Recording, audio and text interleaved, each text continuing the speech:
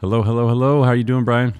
Good, Corey. How are you? Good, good, good. It's been a good busy day doing the dad stuff, doing the family things, and then calls, and then podcasts, and all the lots of book stuff. So yeah, it's been All good. important. All important things. I know. All It's important stuff. it's a that's what I was talking to my friend about. Like, there's no prioritizing. It's just you kind of have to do all the things. Like everything is is important. You can't say this is less than Yes, that. all of it. It's That's like you right. can't choose the arm or the leg. Like you just kind of have to make it happen. So Yeah. I obviously we're going to talk about your awesome book. My boss is a DICK. I don't know if I can say it or if you want me to say it or not on the, the things. I think it's amazing. Yeah. I love it. I love it.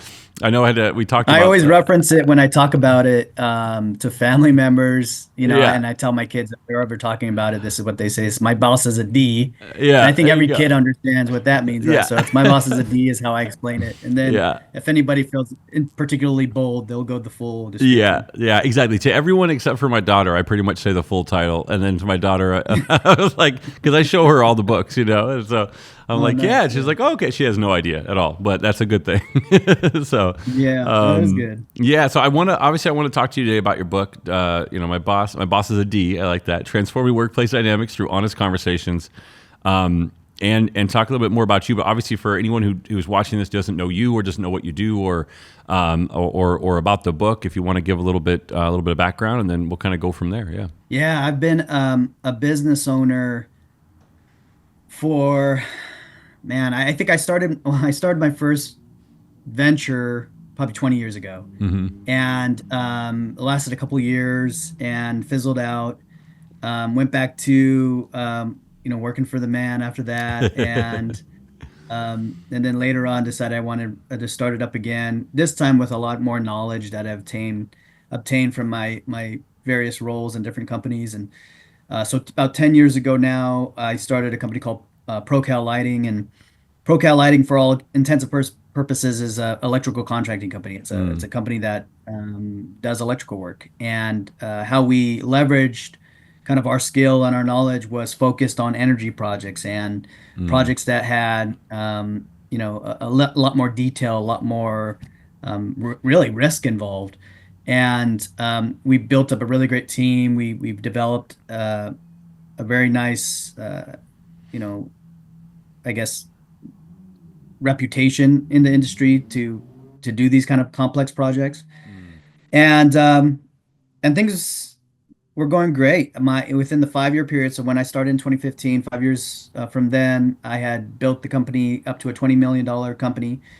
And I say I Right. because I want to mention that this is a big part of that book, right? This is a big part of why I wrote the book. And most people will say we when we're talking about business or a team. And so I had built it up to 20 million and got a lot of awards. Was on Fortune 500 fastest growing. Was on every local, regional, next CEO to look out for kind of thing. And then right after 2020, we just started slowly losing revenue, slowly losing Mm. sales. Uh, Salaries started going up. Right. It was like adversity. If you look at like these these curves and it said you would see that like they inversely happen. And it was really interesting to me because I was trying to spend my way out of this decline. And so all that process, another 5 years from there, I've just learned so much about being a business owner and leading a team and understanding what it's like to have a team that and what it's like to have a team right now. I think what's important is a lot of the business books that we have currently, even if they're written 10 years ago, are outdated because they're talking about a workforce 10 years ago, a decade ago. And it doesn't seem like a long time ago, but it is. Yeah. The next generation coming up, even um, millennial generation, all those, they just work differently. And I think that's not a bad thing. I don't think it's a bad thing at all. I think it's something that actually is something that entrepreneurs can leverage.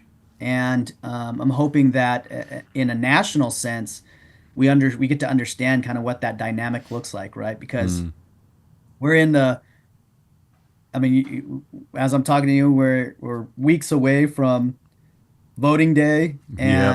and we have a very contentious, um, two-party system, Yep. and people are cutting each other, not hanging out with each other. Thanksgiving's coming up, and I'm sure that's going to be fun for a lot of people. So true. So, so it's interesting because in all my research and all my understanding, I relate to these things of like, man, this is the government, our the state of our nation is a lot like the state of a company, in Mm. that you could have individuals who can get at it, and you can have people who, and you could have declines, you could have a bad economy, you could have all these things that happen. You need to be able to work around it, and discover how you can correct it, right?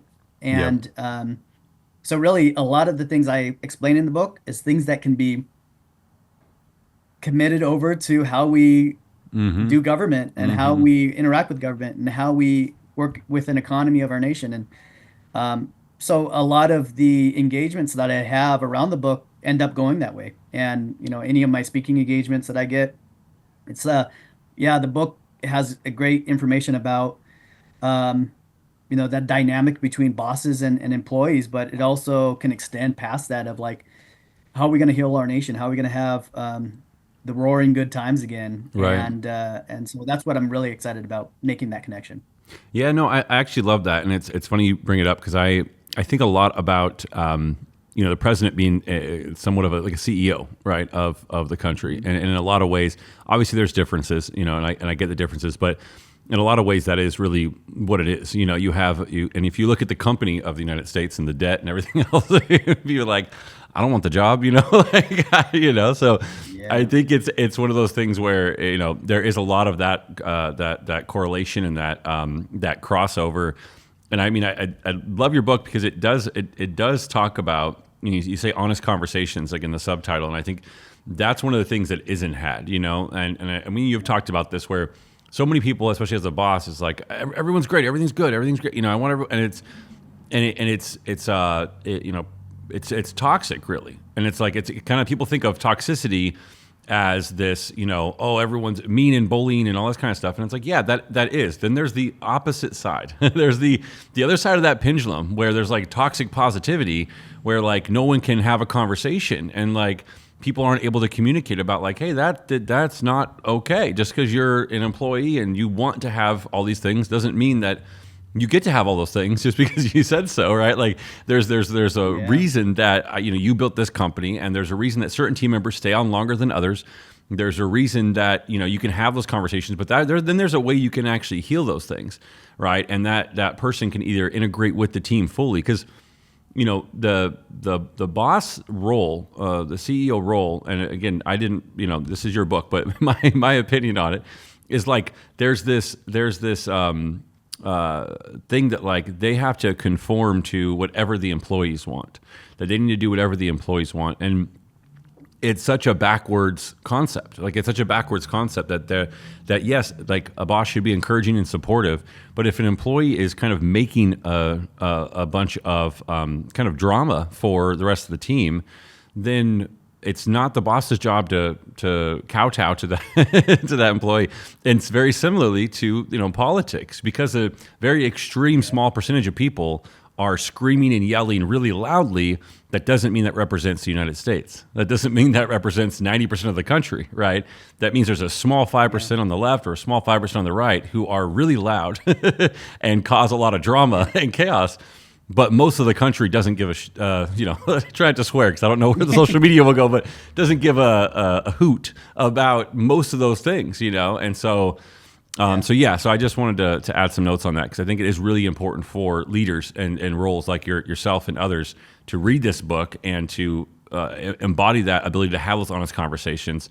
The more that we keep denying that those conversations are needed, the more we get in the situation where we're in politics and in business in a lot of ways, where it's like crazy debt and crazy all these different problems because like no one wants to talk about it. The house is on fire. Everyone's like, well, we don't want to piss Yeah. anybody off, so let's not bring it up, And it's like that's just a recipe for disaster. So sorry, I went on a And that's tangent the there, state but of business right now. yeah, The state of business is very sensitive eggshells. I mean, it's yeah, about how do you avoid litigation? How do you avoid any risk? How do you avoid anything? And it just becomes this false sense of being. And that's why you can't have mm-hmm, honest conversations with your mm-hmm, employees, because you don't know what can get pulled out of context and what's going to be used in court against you later on. So Exactly. what ends up happening is CEOs just become cold, Yep. right? Their dialogue with their employees, and this is a trained thing I think that CEOs have and have developed, and employees have not.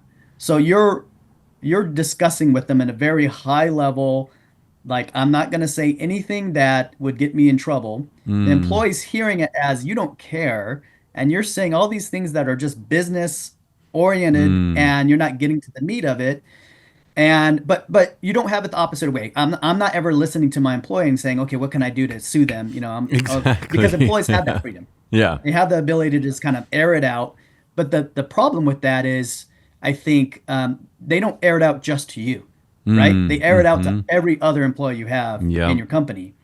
And maybe you can have some type of culture, some type of policy that you can fire that person for their bad attitude or for how they're discussing the company. But really, I mean, the company I have is based in California. It's like, Yep. good luck doing that. Good Yeah. luck firing them on a policy, that Yeah. has to do with that, because Exactly. everybody has the freedom to criticize their boss, and that's fine.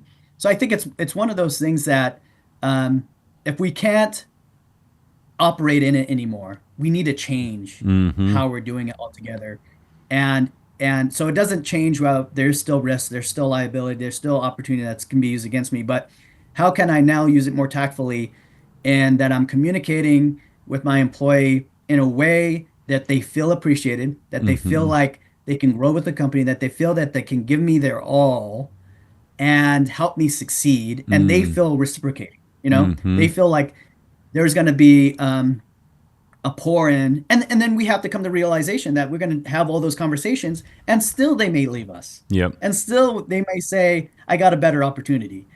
That's the nature of the business too. But at least, back to the government part, but at least we're not just at the level of calling each other names Yeah. and sticking to the same old rhetoric, and still going to the small percentage of the people who are screaming the loudest, and those are the people who are getting everything. At least we can move Mm-hmm. along, Mm-hmm. have some sense of normalcy for a little bit.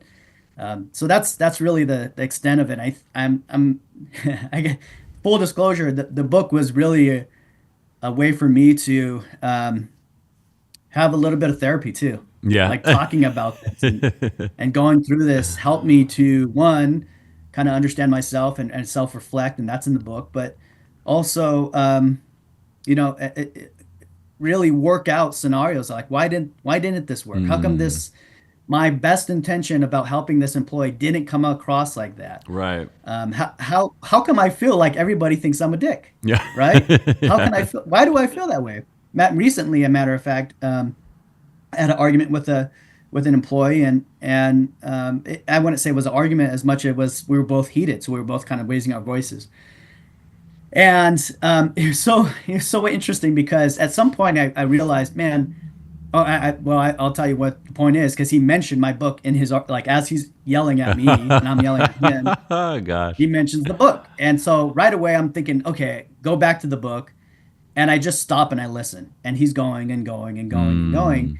and then settling down and settling down. And I talk out through the normal stuff. Okay, I understand where you're coming from. This is where I'm coming from. We could agree to do this. We agree.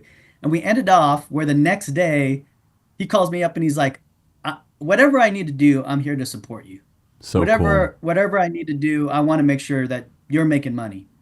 And I'm like, wow, man, that was a 1 day Mm. turnaround just for me taking the approach of, I need to win this argument and I can't trust this guy, to let me give him the benefit of the doubt that he's in an emotional state right now, that Mm. we need to, and I'm in an emotional state right now, that we need to understand each other at that level. And I need to help him understand where I'm coming from. And I need to be receptive to where he's coming from So and how he's cool. feeling and what this looks like. That all that took a long time, Mm-hmm. and during that time, I'm thinking, I got this and this and this and all these things I need to do, right? Right. But I'm so glad I did it because the result saved me a ton Mm. of time the next day and the next day and the next day. Yeah. So it's just something we need to get to. And Yeah. I think as bosses, we tend to put it on the back shelf, but hopefully we put it on right in the forefront. Yeah, and put the actual book on the shelf because it sounds like just thinking about the book itself like triggered the thought of like, okay, well, what do I talk about in there? And let me come back to the book itself. Let me come back. So just having the book, like, oh, I remember this book that I wrote. You're like, I wrote this book. Wait a minute, I know I can pull the lessons from here. Just that thought was able to like get you back centered and then change the kind Yeah. of emotional energy and everything around it, which I think it is so huge, and it's not something that happens overnight, and it's not something, especially, I think of, and I don't know if this will give me flack or not from people, but I do think of, being in the boss is the same way, like the analogy of the CEO of the president being the CEO of America, very similar to having a family, right? When you're kind of the CEO of your family, right? If my daughter's 4, she'll be 5 in a month, but either way, I think it still applies where if she's having big feelings, like I talk about big feelings, you're having some big feelings, it's always okay to feel your feelings. And I'm always very clear though, like, obviously actions are different than feelings. Again, however her 4-year-old mind can comprehend those things, like hitting is not a feeling, slamming things is not a feeling, so we don't do that. But you can feel your feelings, right? That's okay. No matter what you're feeling. And so, but if I'm tired and if I start, even if I just don't even say anything, if I just kind of like, you can sense the energy that I'm frustrated, then it's going to make her more upset, And so it's like, and not to, again, not to make employees sound like they're children, because that's not what I'm doing here. So no one cancel me, but it's the example of in those type of situations, doing what you did, which is like, hey, okay, if I'm the boss, I'm the CEO, I do need to do what I can to know what I know and just try to hear what they're saying, calm myself a little bit, and then have process this conversation and be the bigger person in that situation, in that sense. At the same time, and like to your point though, what's been happening is that everyone's kind of, most bosses, most CEOs have been just kind of like, okay, I'm going to freeze. I'm not going to say anything. Don't want to get fired. Don't want to get in trouble. Don't want to whatever. So I'm not actually going to hear what they're saying. I'm just going to wait to get through the situation, wait for an opportunity to get away from them, remove them. No one's actually getting the thing that they're looking for, right? No one's actually getting heard in the way that they need to. So, yeah. And that again goes back to the cold thing because we're so in the mode of not getting ourselves into trouble or into a potential lawsuit. We say, "I'm here. I hear what you're saying. Could you please call HR? Could you please reach out to Mm-hmm. them?" Or when we're responding to them, it's not a heartfelt response. It's a cold response. I understand what you think you're saying. It's those kind of statements, and Yeah. that only perpetuates the problem Exactly. Yeah. because people then feel like you're not even hearing me, right? So Mm. being able to get to that level, but again, I'll reiterate in a way that still protects your company because we can't skirt that. I don't want anybody to Yeah. read this book and say, I'm going to take this on and then lose their company because they Everyone's got my best sued friend here. for having these honest conversations, Yeah. right? Yeah, exactly. But I think it's important for us to at least understand that the dynamic between bosses and their subordinates needs to change because we're just becoming more and more um, separated, more and more, you know, at each other, Mm. um, and it's not getting any better. The company that I have is a unionized company. The electrical contractors or electricians, I'm sorry, the electricians that we have, they're all from a union. So I have bargaining employees and I have non-bargaining employees. The non-bargaining are the office side. And I've been lucky enough to sit and negotiate with the union Right. for rates and for rights and all these things. And so I've learned that process. And it really is one of those political processes, right? You Mm-hmm. have this extremist and this extremist, and then somewhere amongst those extremes, maybe you settle down and you get to some negotiated middle. What a waste of time. What a Yeah. waste of time and what a horrible thing to do when it could be just a matter of, hey, this is my concerns about why we can't do this or why increasing your wage to this rate would be, really harmful for the industry. And then let's argue over that. Is it really harmful for the industry? Would it amount to us not getting any more work? Because that's even worse than not getting the raise is, hey, we're out of Mm-hmm. business, right? So there's this opportunity for strong unions and strong representations of the labor force to talk with management and be able to come to a sense of like, we want our businesses to thrive. Labor is saying we want businesses to thrive, Mm-hmm. and businesses saying we want our labor to thrive. Mm-hmm. When both of those say that, maybe then there's this consensus that says we're all in a better place versus we squeeze each other. No one likes this deal. Okay, let's move forward. I think that's where we're at right now, and it's a shame because, again, it just perpetuates the problem. More and more people will feel dissatisfied with where they're working and what they're making and how they're producing and what they're contributing to a company. And more owners are going to feel like I'm alone in this. Right. And the people who are working for me are just that, Mm-hmm. just people who are working for me. And that needs to change. Yeah, no, and I love that because I think you're absolutely right. When we have and you're an example of that disagreement with the person the other day is I think a prime example when you shifted from the use of the book, you shifted and then were able to work through it in a way that didn't hurt your company, right? Like everyone's not family, we're not all friends. I was joking with Cole, I call everyone brother, but I know everyone's not my brother. I'm not Hulk Hogan, I get it, but I'm very welcoming and inviting, and I think a lot of us are. But there's a line, obviously, when you're having the kind of conversations. You have to have the right conversation. The one you have with that disagreement with that person is like the way that you were able to handle that in a way that didn't harm the company. And then the next day he calls and is like, I want to make you a lot of money. Like I'm on board. And that ability to have that honest conversation in the correct way, in the framework of the book and the way that that is done. Now you have someone who is fighting your fights for you. Now you have someone who is defending you, who wants to see you succeed. And marrying those two things together, like you said, a workforce that feels like they're getting paid more than what they want, or at least enough of what they want, and the company that's making great margins, great business, it can exist. And it's very much the same thing like with politics, where you look at every comment section, you get people screaming, and it's just complete these extremes of not really the truth, when there's like 90% of us like pretty much agree. 9 out of 10 people I meet, they fall in that category. Then there's like the 1 out of every 10 person out there or whatever that is just like completely on one end or the other. But they're just the loudest. So yeah, so I love this conversation because businesses are, it's not only just that you get this kind of unnecessary, unhappy workforce, but then businesses leave states, they leave districts, leave areas. They restructure a business in a new way that doesn't require any employees at all, right? Like there's plenty of those around, especially with technology and everything else. So rather than like fight tooth and nail to like get everything they can out of a business, or again, businesses try to squeeze employees for every dime, it's that there is a way for these things to coexist. And so that way they don't get to a point of detriment in the future, which is like, that's where it heads. If everyone's feeling miserable about it, then there's going to be a split, and business owners are going to say, well, I'll just go do this over here. And we've seen that happen over and over again, so it's not like it's it's not a theory. It's just a matter of time for a lot of places, unless they can do the work, like you mentioned in the book. So yeah. Yeah, and as much as we perpetuate that problem and we continue down this road of labor versus management, Mm. um, we will continually be in this dynamic that doesn't allow people to thrive, both as a middle class worker or Hmm. a new entrepreneur trying to make his first million. All those things I think are um, conducive to us all thriving instead of one or the other.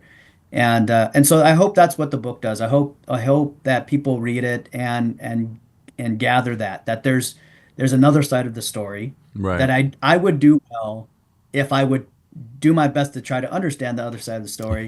And Yep. then what would it hurt for me if I was on that person's team? There's some references about coaching in the book, and because I coach a girls flag football, high school girls flag football team.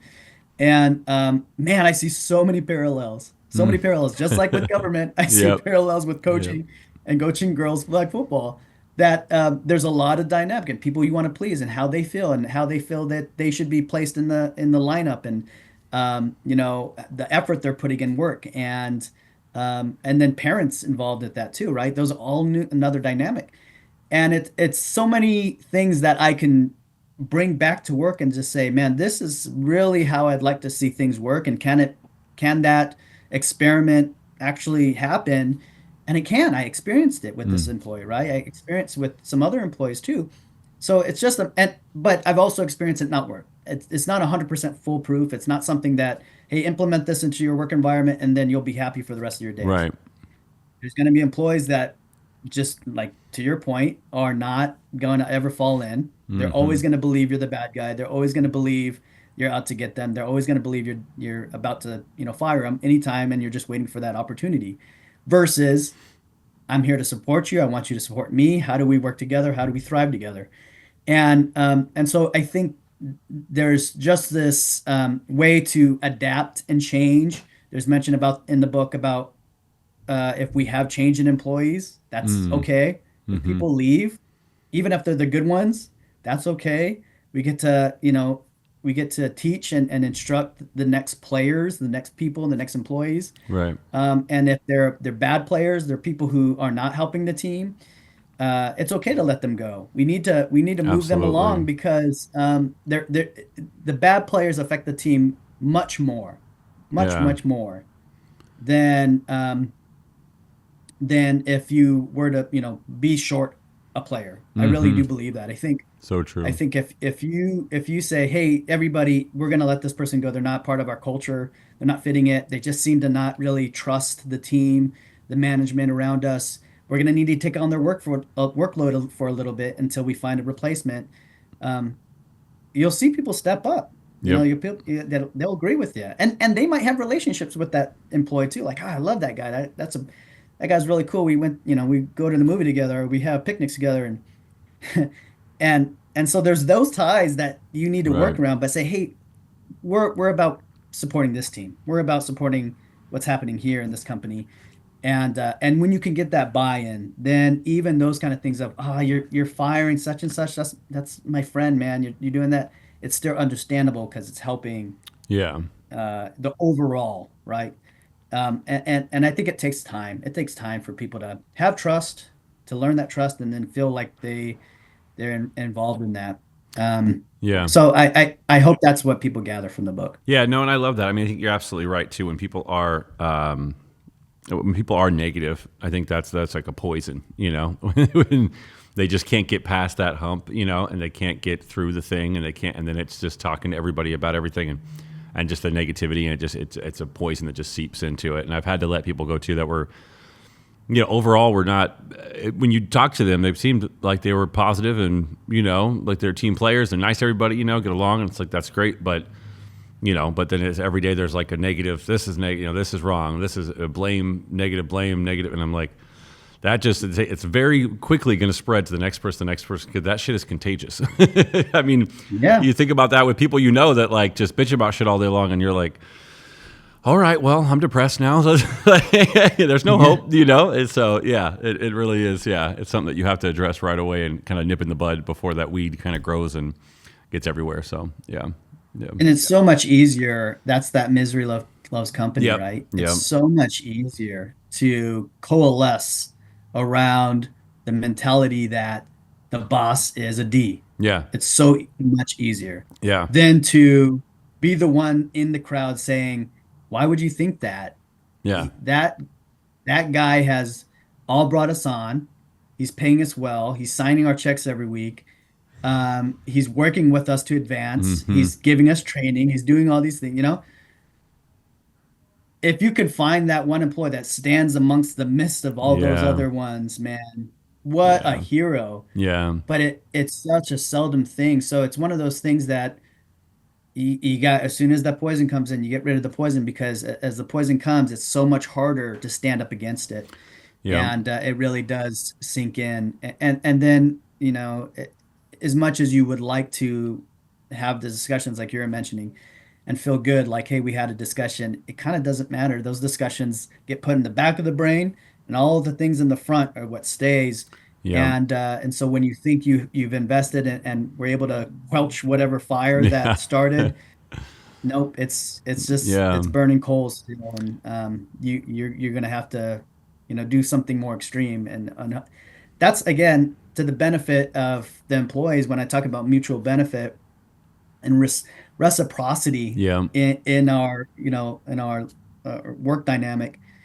Um, if your goal is to make sure you're taking care of your family as an employee, Mm-hmm. or if your goal is I want to buy my first house, Mm-hmm. or I want to upgrade my house, or I want to send my kid to a good college, or I want to pay for my bills and still have money left over. Mm-hmm. If those are your goals, and you told me those goals, I want to work with you to help you get that. I'm going to tell you, hey, Exactly. your first home, okay, well, we need to make at least this, right? So that's this role. And if you need to get to this role, we need this type of training and this type of training. So let's move That's that. it. Let's go towards that arena. But if I don't know that about Mm-hmm. the employee, then I just assume Mm-hmm. that them coming in is them needing to, get a Yeah. paycheck. Yep. But the goals associated with what that paycheck means and where they want to be in life, those can marry up with my goals, which is I want to make money. Yep. I don't want to lose money. I have a lot of risk on the table. I want to be able to have a company that's known around the industry as some that's trustworthy and respectful and professional. And I want to be able to maybe spend more time with my family. Mm-hmm. So if my goals are that and your goals are this, how do we make them work Mm-hmm. together? That's it. Yeah. And all of a sudden now we have this game plan. And whenever something deviates, oh man, we lost on that project. Well, my goal wasn't hit because we lost on this project. Why was that? Could have been nobody's fault. Right. But all of a sudden now they're invested because, man, now you're suffering. Now, if it's the opposite way, it has to be the same. I didn't get that raise because, I didn't meet this goal or I didn't get this training. I get that. Let's figure it out right away, man. Let's get you Yep. in that training. This it's going to be more expensive for me to fly you out to this training, but you know what? That's the only one available for the next 6 months. Let's do it. Yeah. So you end up sacrificing to help each other meet your goals, and that Mm. can be in the revenue side. That could be in what the company's making. But it has to be mutual. It has to be that reciprocal relationship. Yeah. And then we just don't have that right now. It's just like paycheck, Yeah. boss. Check What are in, they check making? out. Yeah. Yeah. Yeah, no, and that's I mean, I don't know if it was Gary Keller or someone. I think it maybe was Gary Keller, the founder of Keller Williams, but he was talking about building amazing teams, and he said something about like and this obviously applies to real estate agents, right, and brokers and that kind of thing. It's a little bit different, but it was exactly kind of what you said, right? And he said you want to make your world big enough to fit their world within it, and that stuck with me for it's been like I don't know 15 years or something. And because if you can do that, right, you can figure out their goals and say, okay, well, because the thing is, if they have their goals of this income, this salary, this new home, this for their college, whatever, okay, cool. By the time I help you get here, that means I'm making this much more as the boss. I'm here for it. Yeah. It's not like I'm just selflessly like I'm just going to give you more money, and I care about your goals, yes, but that's because they're tied to this, and you care about my goal because it's tied to this, so I love that concept of what you just said, where it's like you can really get people aligned and understand that. And I think it's hard for people when I mean, not everybody, but there's a lot of people I hear that say I don't care about money. I'm not motivated by money. Money doesn't matter to me. And I'm like, yeah, you are. You just don't call it money. You call it time, or you call it food, or you call it shelter, or you call it clothes or vacations, or whatever it is. Like I don't just want to make money just to lay around in money. But there's 1,000 different goals that I have to make a lot of money to hit those things. And by the time I get to those goals, I'll probably have higher goals. So I'll never really reach it, And learning that a long time ago kept me consistently motivated. It's where I'm always hungry. No matter how much money I make, how much free time I can have, there's a bigger goal I need to hit. And that goal includes mine and includes everyone on my team. There's now almost 40 people, So it's like, they all have their goals, and I love that you do that because that's the same thing where like I bring on someone, I'm like, hey, what's your goal? What do you want to do? Here's our little calculator. Here's how that math works out. Yeah. And then you get a plan together. But you're so right that in today's society and world, it's to the point of the other conversation. There's like a very seductive nature to the negativity, to the victim mentality, to the someone else is to blame for where I am, for who I am, for how I am. So to be able to not only get people that you can build those goals with, build their dreams with, but also people that will have that conversation and they'll want to change. They have to want to change. They have to want to grow. We have to constantly be looking for, how can I adjust? How can I improve a little bit? You don't have to meditate 20 hours a day and do yoga every morning, or, believe in any kind of this or that or whatever, but some kind of how I want to grow. I want to connect.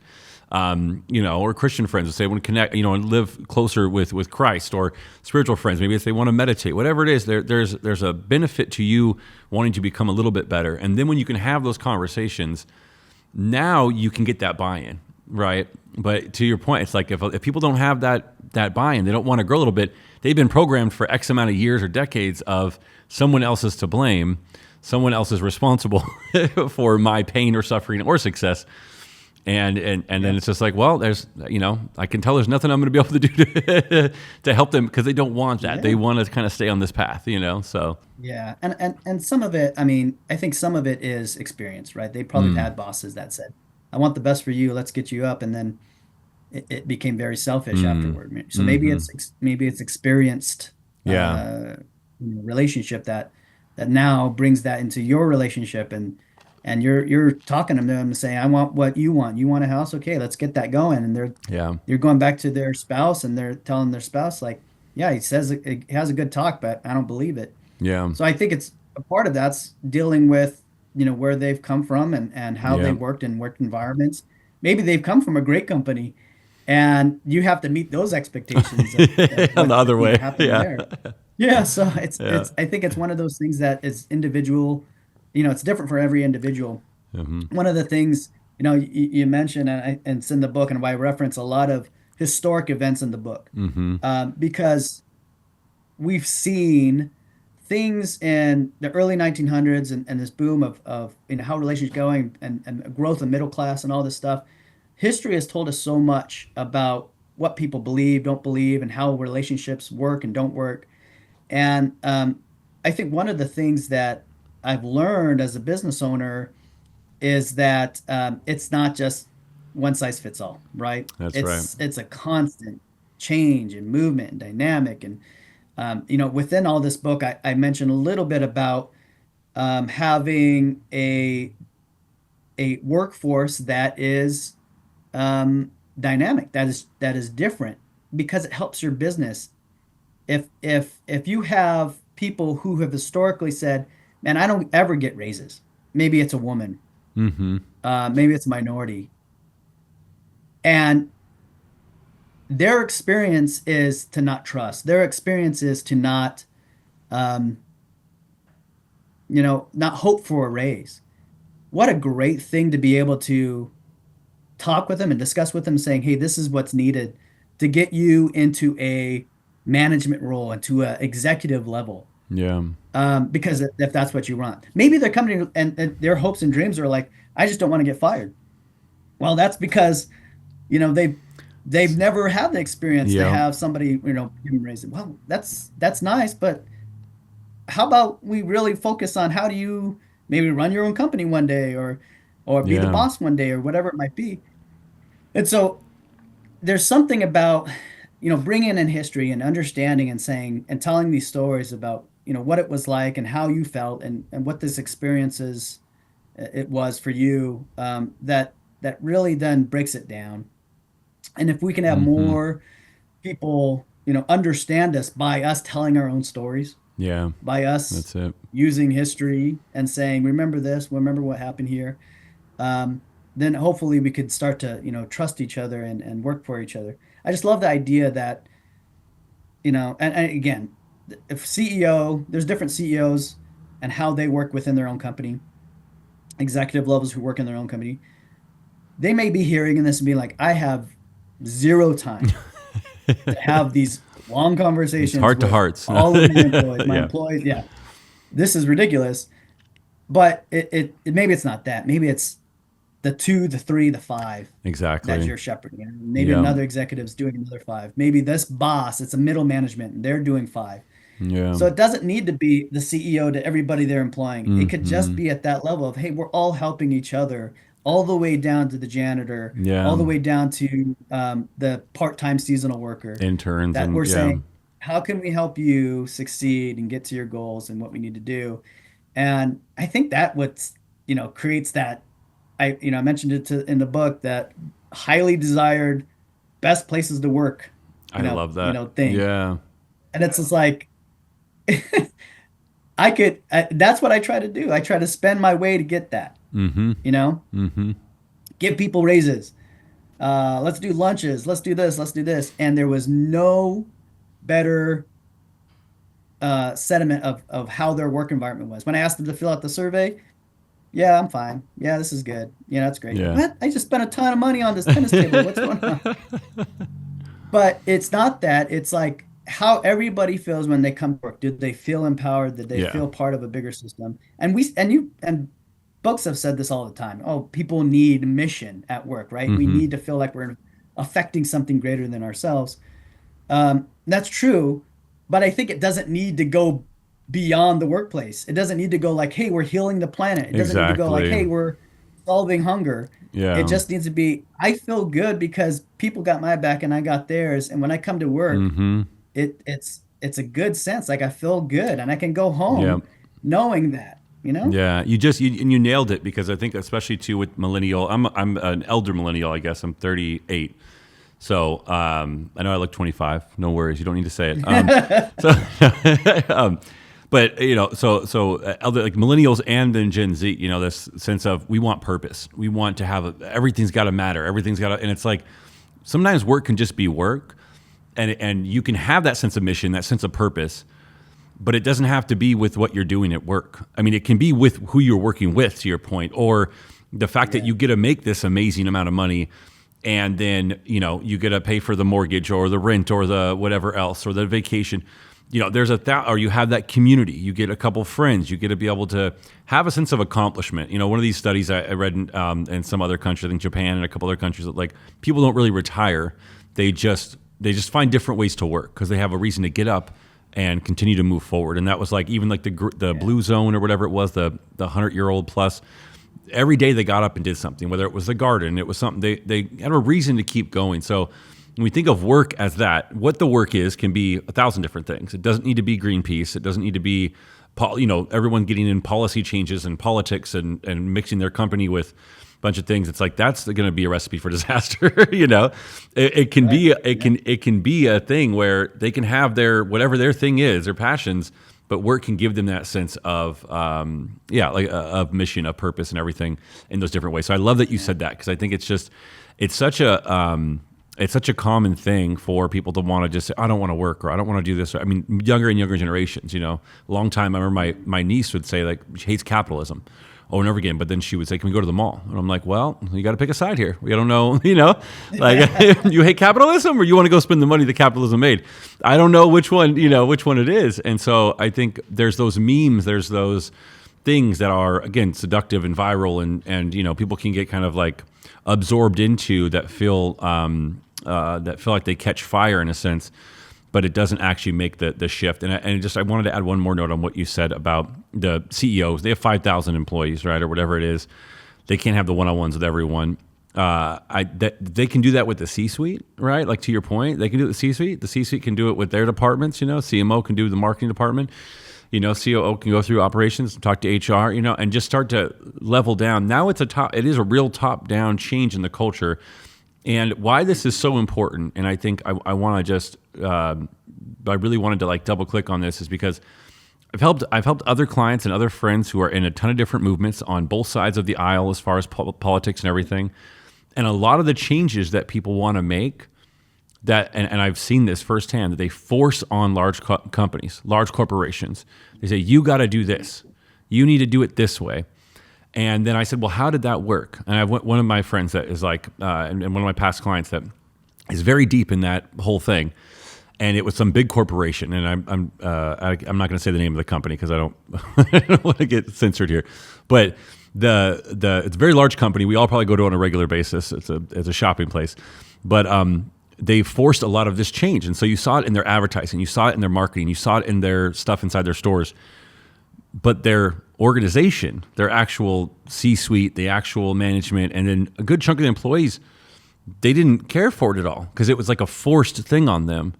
And so you saw this kind of like big wave fizzle out.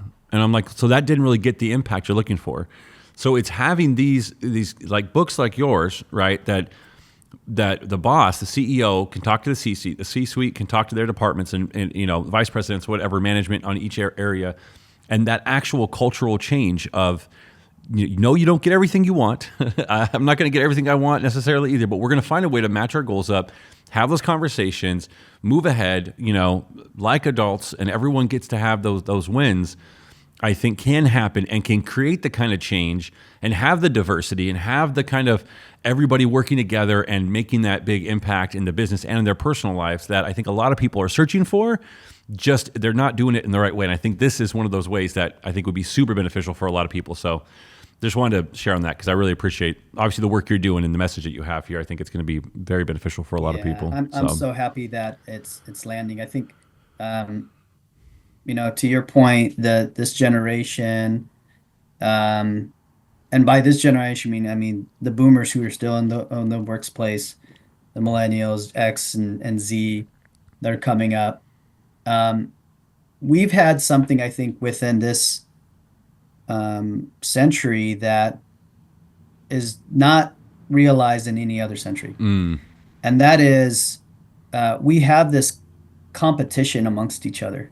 Yeah. And it starts with what's on social media. But now I thought about it a little bit before, like when the free makeover home stuff came out. Now all of a sudden you have a generation of people who are just unsatisfied with their homes. Which is just And crazy. how horrible is that? Yeah. You have people who have a home Yeah, exactly. and they're paying for their home and they own their home, but now they're sitting in their home and they're thinking, man, I really need to redo my kitchen. Man, I can't afford to redo my kitchen. Man, how Yeah. come my boss doesn't pay me more so I can redo my kitchen? Yeah, Right? And exactly. and so then there's this cycle of competition that we all are not appeased. And I think, yeah, back to your point, there's if we can land back on, hey, first be content, have some contentment there, and then two, understand maybe, just maybe, me helping somebody else, me a better life for me. And maybe then after that, you helping somebody else means, yeah, I could care less about the kitchen. The feeling I get from helping somebody or inviting somebody over to my old style kitchen to have, dinner with, that's a great feeling. Not redoing the kitchen and then the kids can't play in it because it's so nice, all those things. I think we're in a different generation. Somehow we got to get back to Yeah. where it was in the 50s, where it was in the 40s, the greatest generation. They were just really happy about, I have a job, I have a good retirement, I have a home, I'm I not have a starving. family. All these things Like, were yeah. really cool to talk about. We're not there anymore. Now it's a big competition for us, and it's unfortunate. But I think we can get there if it starts in the company. That's where we spend most of our time, right? Where it's like, 65% or some crazy number of our time is spent yeah. at work with our work So people. that's Yeah. where it needs to be poured into. I mean, Yeah, we talk that's about it. healthy families and things all the time, how that really would change the nation and the state of the nation. And that's Yeah. true. But most of our time is at the workplace. Yep. We need to focus on the We workplace. really That do. place is divisive right So now. true. That place is Yeah. horrible. Like we got people who are suing, we got people who are, threatening wage strikes and all these things. And it's like, I get it. But why can't we work together and focus on each other and help each other succeed and help each other grow? Exactly. Maybe we work on that. And then that can help, change our nation. Yeah. So it's not an easy task, and I think that's one of the things that I communicated in the book, that this isn't something that I have perfected. This isn't something that I have at all felt like I cornered the market on. I continually work and I continually mess up. Once in a while, I'll stop and think about the book and Yeah. think, oh yeah, I need to change this. But I'm still losing employees. I'm still getting bad reports from the field that they feel a certain way about me. But then once in a while, I'll get this really cool, hey man, I'll do Yeah. anything for you. I'll make sure you make money. And Yeah. man, I tell you what, I'll take that one experience over the 5 or 10 other experiences, because as somebody affecting somebody else, and where they then in turn want to help you, Yeah. man, what a great feeling that is. Yeah. That's amazing. No, that's amazing. Yeah. Again, I can't say enough positive things about this book and about you. I mean, obviously being able to get to know you, work with you, and everything has been phenomenal. And like I always joke, I know I suck, but but how was your experience just like meeting the team and all those kind of things? And I just wanted to ask how that was and what your thoughts were on it and all of that. So yeah, Yeah, well, thanks for asking that because I think we don't do enough of our surveying to our clients or our customers, and yeah, we need to always end off with that, right? yeah. First of all, I came into this not knowing anything about writing a book, and I'm so glad you do. I'm so glad That's that you awesome. Yeah. have and your team has the wisdom and knowledge that allow me to understand what stages we are on, what needs to happen first, how best to break things down, ideas down, Mm-hmm. and thoughts down. All that was imperative for me to move to the next step. And I think the engagement between us was, hey, yeah, I'm here to publish, help you publish your book and get it out there. I, I would never have got to the point of finishing the book. Mm-hmm. So the fact that you were able to stand with me and help me throughout that process and your team Yeah. was there, Spencer was there helping me to Mm-hmm. be like, here's the next stage, and here's the next stage, and here's the next stage. I mean, that was what I needed to be able to complete a book. And that's it's funny when the book came out, I hadn't told many people that I was writing the book. And so when the book came out, I just said, "Hey, my book's out." And I remember some of the funniest things I heard was like, "Wait, they like how did he do that? Yeah. How did he when did that happen?" Yeah. That's so Well, they cool. didn't understand there was a lot of work behind the scenes, but I think everybody in general is like, man, that's a process, you Mm-hmm. know, to bring out a book and to get your thoughts on it and make it legible and have people read it. Those are, and then publish it and get it out in the market. Those are things that I think people are intimidated by. Yeah. And working with your company has been amazing in order for me to get off over that hump because I was the same way. And now I'm thinking about books all the time. I want to write a book more on coaching. I want to call it The Losing Season There you because we go. had plenty of losing seasons, but that be more of a personal book about how Mm, you get over losing seasons um, and mm, a, and a, and I think about other business ideas like the idea of what if we had employee success coaches. We have a lot of CEO mm, coaches and mm-hmm. networks like that. Yeah. Employee success coaches that help bridge that gap between the CEO and the employee.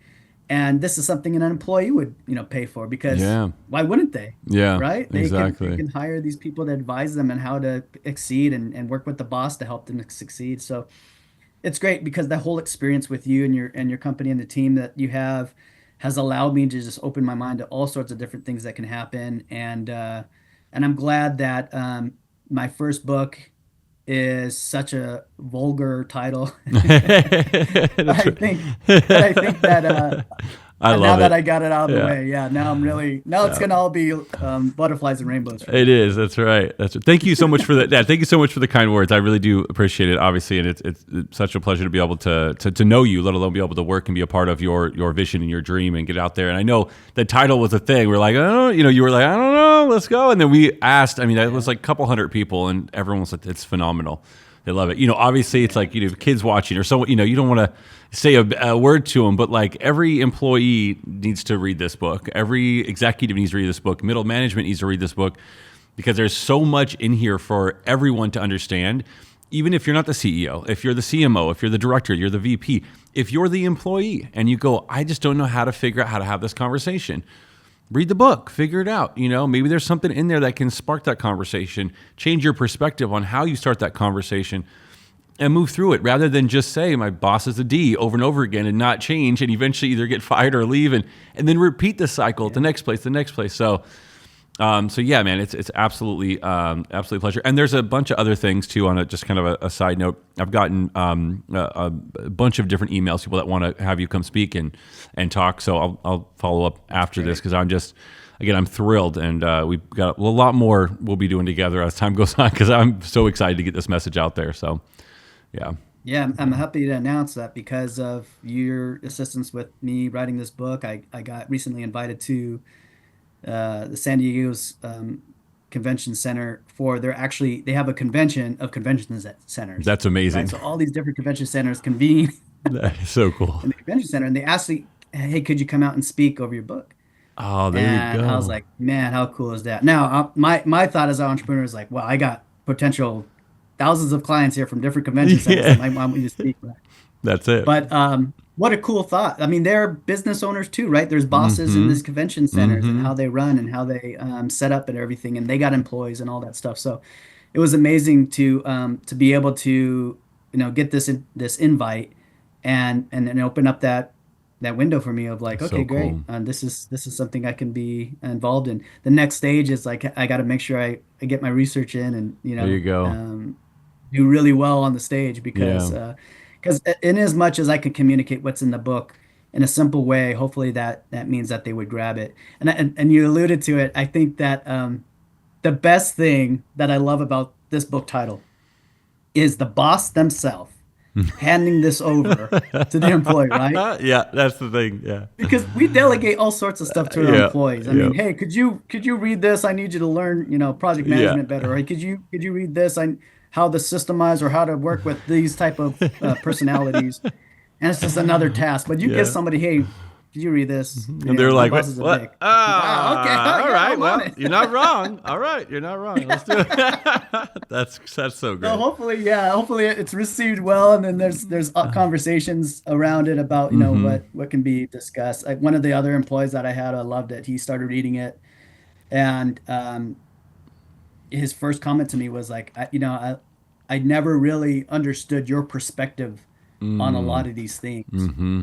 and that helped me. That helped me understand how you're receiving these things, like when somebody is showing up late or Right. someone's kind of bashing you because you're giving us a lot of work to do.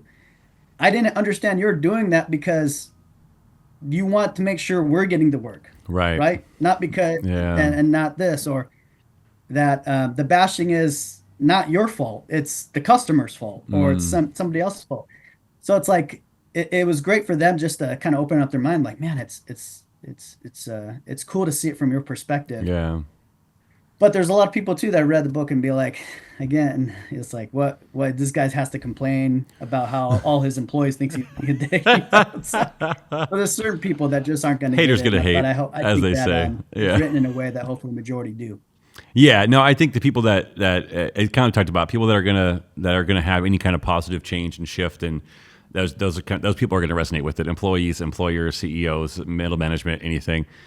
Haters are gonna hate people that are just sour and looking for negative and victim, mentality. They're gonna find something wrong with everything, no matter what. You give them $1 million, and they'd say, "Well, what do you know? There's got to be a trick. There's got to be something." You're like, "All right, I tried. I did everything I could." So, Yeah, it's been a pleasure, Brian. I mean, I'd say it 1,000 times, but always great to talk to you. And I know we're going to probably talk here soon. We have to go over. I'm going to go over some things on speaking as well too, and we'll get someone. Make sure you have someone out there to video the whole thing there in San Diego, and a bunch of cool that's stuff great. there. Yeah. But I want to know. I know we're coming up on the time here. I want to respect your time. I also just want to make sure too that if anyone wants to find you, social media, websites, anything specifically, where would you say, LinkedIn the best place, or a website specific? What would you want to send people to connect with you, have you speak, or just reach out or buy the book, anything like that? Yeah, LinkedIn is great. That's obviously a great business platform for connecting. I don't really dialogue on that level, but Mm, if you wanted to follow what I'm doing, where I'm going, that's a good place to do it. So you can search Brian Morales from ProCal. That's the company that'll help you find that. Also on X, Small Biz Brian. I've been advocating for small business for a long time, so I love tend to that. post my advocacy work on that platform. So I'd love for everybody to follow me there. But yeah, in general, if you see me and have an opportunity for me to come and talk to the team, I'd love to do so. It's great to have a breakdown and kind of an honest conversation where we can all laugh and kind of joke Mm, around. And I love to share that with anybody that's willing to have me. So please reach out. amazing. Amazing, yeah. You guys heard it. Go connect on LinkedIn, and make sure you follow him on X. I like that a lot. So you said Small Biz Brian. Is that what it is? Yep. Yeah, that's awesome. Small Biz Brian, Brian Brian. There you I know go. there's another way out there, but Awesome. I don't condone it. And then you can also on Amazon. My boss is a D as a dick. I'll say it. I said it. There it is. Pick it up. Get it out. Yep. It's a great book. I love it. So yeah, thank you so much, Brian. I really appreciate it. And yeah, no, we'll be talking very soon.